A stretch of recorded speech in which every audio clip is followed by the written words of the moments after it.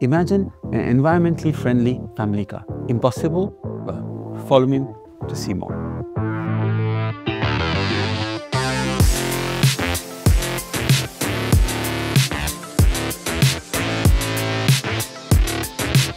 It's a huge challenge, but that's what is exciting. With Emblem, we wanted to make a car that families would love. Spacious, comfortable, and with a lot of style. A sleek silhouette and a color that shifts from green to blue with light.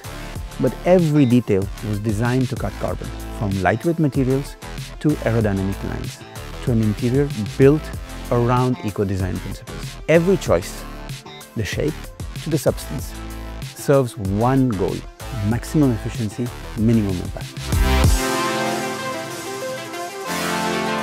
For example, there's the all-new cockpit with the pillar-to-pillar design that's been pushed back as far as possible to create the maximum space in the cabin. We also worked on the entire interior in a seamless tech spirit.